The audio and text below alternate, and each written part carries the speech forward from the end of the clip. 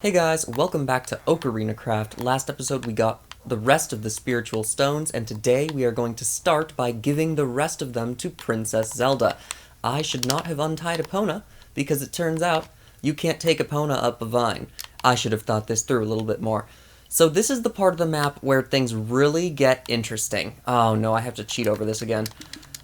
Basically, the beginning of the map is kind of boring, like you gotta go to the 3 basic dungeons, you gotta go to the volcano, you gotta go to the water, you gotta go to the forest. Okay, but now we get to do the spirit dungeons, which are by far the best part of the map. I mean, some of these spirit dungeons are incredible, in my humble opinion. These are my own dungeons I'm talking about, by the way, so yes, I am praising myself quite heavily here. So let's give Zelda our spiritual stones. Here's the spiritual stone of fire, the spiritual stone of water, and presumably the spiritual stone of the forest is supposed to be here. Alright, I did have a spiritual stone that I could grab that was a backup. I'm guessing we just threw away the first one that we got by accident. Anyway, now the door opens because we got all the spiritual stones, and the power of 3 spiritual stones grants you the power to wield the Master Sword. Go to the Temple of Time to claim it. Now you must find all 6 sacred medallions. They will guide you to Ganondorf. Here are the 6 sacred medallions. We've got the medallion of the forest, I think just fire, water, shadow, spirit, and light. So these 6 items must be deposited into these 6 chests, and these 6 items are found all across the world. In the game order, they are in the order that is in that room, where it's forest, fire, water, shadow, spirit, except for light. Light is in the front, actually. But you can actually do the dungeons in any order in this game because there's no such thing as items like the hook shot that you need to be able to complete a future dungeon that you get in an earlier one. As long as you have a sword, you can conquer any dungeon in this world, but I think it's still fun to do them in order, just because that's more in the spirit of the game, which is what we're trying to imitate here. But of course, before we can do any of those dungeons, we gotta claim the Master Sword. We've been using this Kokiri blade for 3 episodes, and now we can get the real deal. Why is there a witch in the Temple of Time? This is supposed to be a sacred place. I can't believe this. Now, to open this door, do you remember what I told you last episode about the Triforce symbol? You gotta play... Wait, not the Song of Storms. Whoops. You gotta play Zelda's Lullaby. Where is Zelda's Lullaby? Don't tell me I lost another thing. So as it turns out, the Zelda's Lullaby was actually left at Zora's Domain. We left it all the way across the map, and I am not going across the map just to open one door, so yes, I flew and cheated. Here is the room where we get the Master Sword. There are 6 spots on the floor for each of the 1 sages who is part of the medallion, sort of. I mean, I don't really explain it very well in this map because it's a visual thing in the game, and I can't do cutscenes. So here is the Master Sword, Smite 5, Unbreaking 3, Mending 1. It is a diamond sword, of course. We can just leave the Kokiri blade here. It's not like we'll ever need it again. And the Light Medallion, the first medallion that you get. Our inventory is getting very cluttered already. Let's just get a few of these things out of the way. So Water Vision, good. Magic Beans we can keep up there. Din's Fire we do need. Legendary Apple. We can probably get rid of these red potions.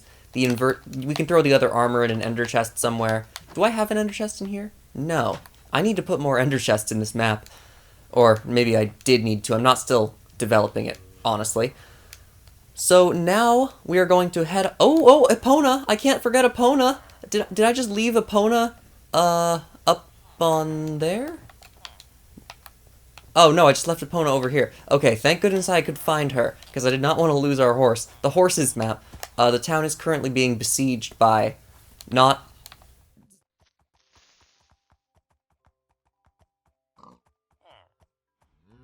need to go to this place. We need to go to the forest dungeon, which is in Kokiri Forest.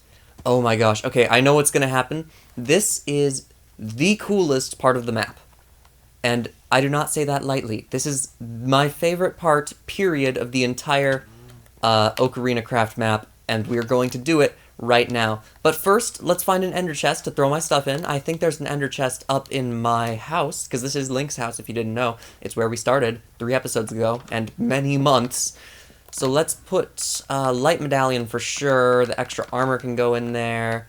the water-breathing potion, hay bales, potato power, like all this useless stuff. There we go. That's a much nicer looking inventory. So if we look at our map of Hyrule, we have been up to the area I'm kind of pointing to, but we haven't been inside the volcano, we haven't been down where we're gonna go now, we haven't been to the desert at all, or really we haven't done anything in the lake yet either. So we will be doing all of those things eventually, because that's what the dungeons are, or where the dungeons are. We should probably sleep, actually, in this forest to set our spawn, because it is nighttime, a very opportune time to set your spawn. And there's a bed in here too, very convenient. It's a new morning, and that means it's a new day to do things, and also to hear cool things. Hint, hint, hint, what we're going to be doing today. Let's head up to the Lost Woods, which you have to pass through to get to the dungeon, the forest temple. So here's the Lost Woods, and I'm going to turn up the game volume here. Hopefully it doesn't overlap with my real-life audio.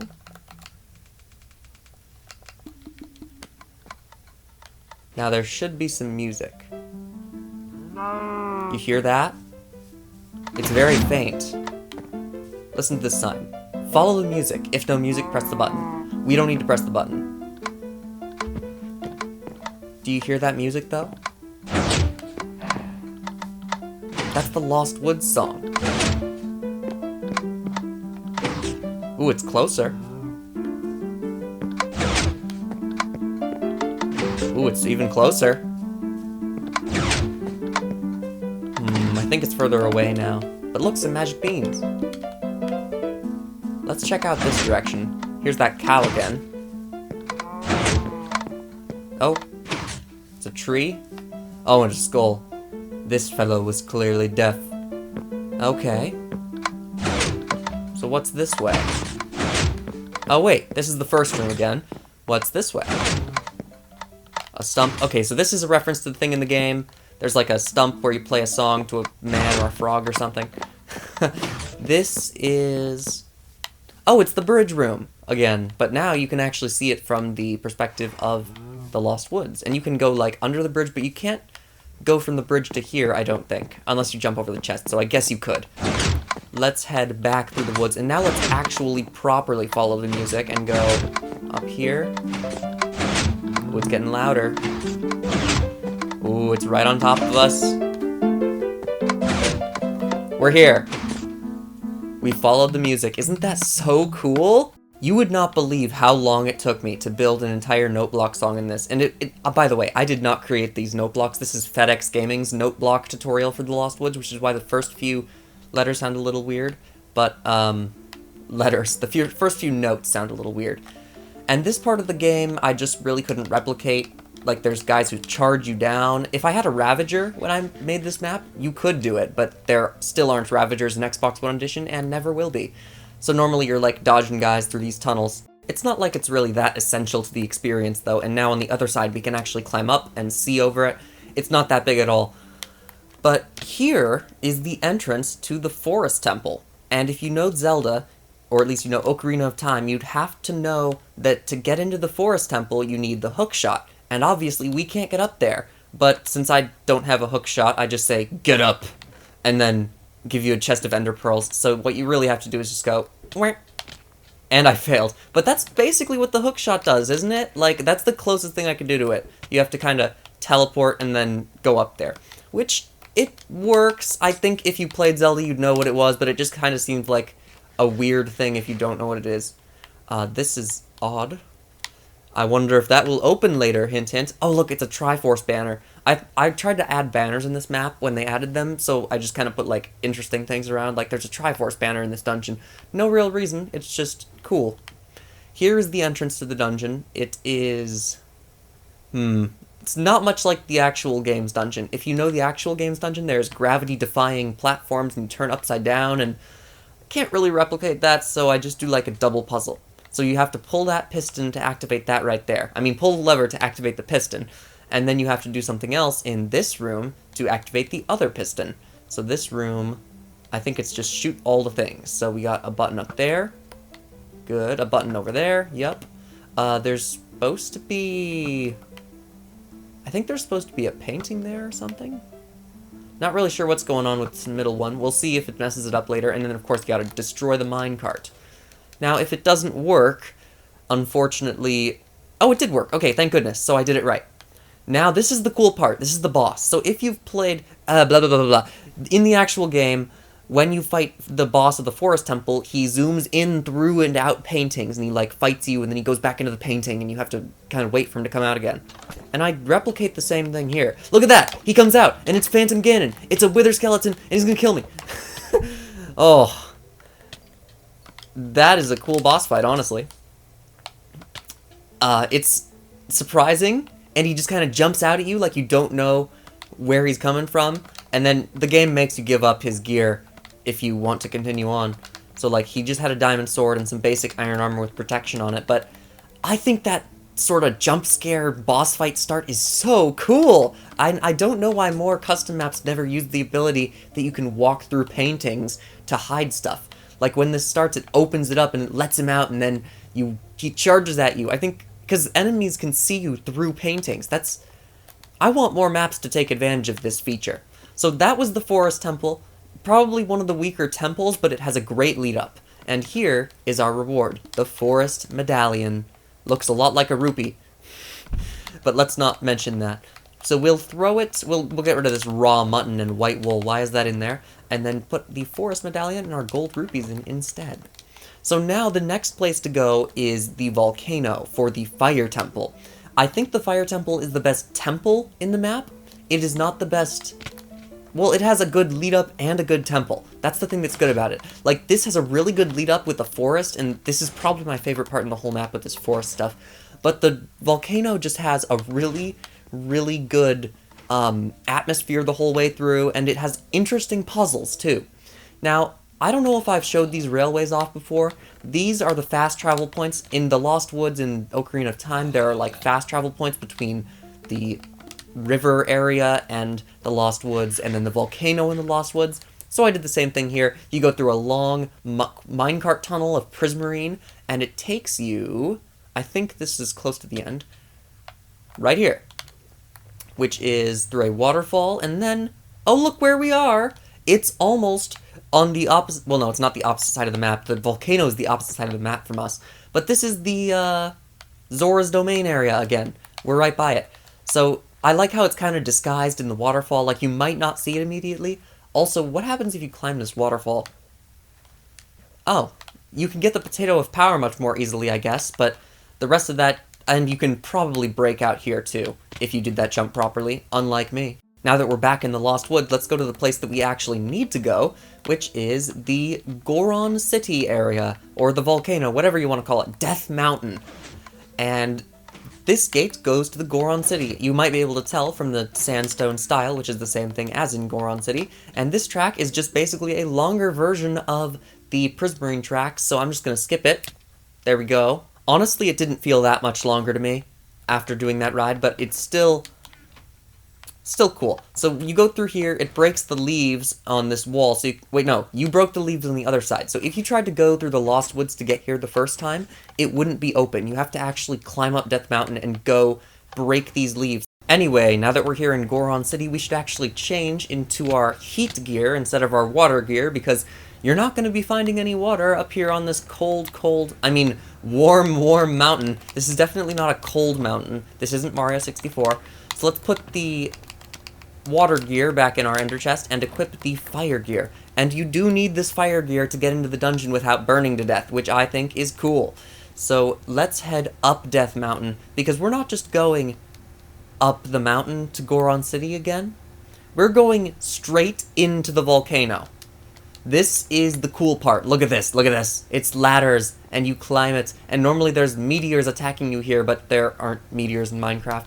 So you get up here, and then there's fire. Now, you can technically walk through here without stuff and still be fine, but you will take significant amounts of damage and then probably die. So I just don't do that. Now, here you climb across precarious lava bridges, and then you get to the Triforce platform where you would normally learn a song. And here I also have a magic bean spot. There is a magic bean spot in original Ocarina of Time in the volcano too, which is also stupid. Also, look, from here you can see that wall. I like that. It's a simple little puzzle, because it's something you never see from this side, then you turn around, you see a new perspective, and you're like, oh, there's a secret down there, and then you can go back and get it. Something like the simplest hindsight ever. So I have a red rupee. You can actually see in this map where I changed it to clay, because I realized that I don't want the wool to burn, but I also didn't want to rebuild the entire thing, so I just did like the bottom layer, so it looks kind of weird. But I'm gonna actually cheat a little bit and place a melon here as if the magic bean was fully grown, because this parkour is some of the hardest stuff in the entire map. So now I can show you what this is like, and just because I don't want to lose all this progress, we're gonna set my spawn right here, and now let's do this. So you jump to the first block, and that's okay, but then you start doing magma block stuff. Now, you can obviously sneak on this, or you can get the inverted boots with Frostwalker and then not take damage, or you can stand on the very edge, but you can't stand on this block, basically, without taking damage. And that is hard by itself. And then you also have to do, like, sort of around the corner jumps here. Not quite around the corner, but, like, here you have to do an around the corner from a magma block, or at least from a ladder on the side. It looks like it made it a lot easier. I remember originally there weren't ladders there, so you had no help going around those corners on magma blocks. So now we got a Fire Aspect 2 book and a bunch of bottles of enchanting, so we basically now can upgrade our sword to be fiery if we want to. That's one of the advantages of these books, is you really can upgrade your armor, and that's something not in original Ocarina of Time that I think is cooler. I like being able to upgrade myself with better materials from... It's like a real reward instead of just giving me a rupee. Now, we're not going to do this dungeon today, but I do want to at least show you the entrance. So look at this. It's like the volcano's erupting, isn't it? I mean, I know that's super weak, honestly. It's not like the most mind-bending thing, but it's a cool effect. And another thing that just people never do, like, you can make arcing fire with arrows. It's cool. It's like not a fire charge, so it doesn't go flying forever, but it... Why aren't people as cool as me? Huh? Why aren't map creators as cool as me? But anyways, that is going to be the end of this episode of Ocarinacraft. I hope you enjoyed the Forest Temple and the Volcano lead-up. Next episode, we will be taking on the Fire Temple and Volvagia. But for now, this is the end of this episode, so I do want to tell you all, thanks for watching, and I will see you later.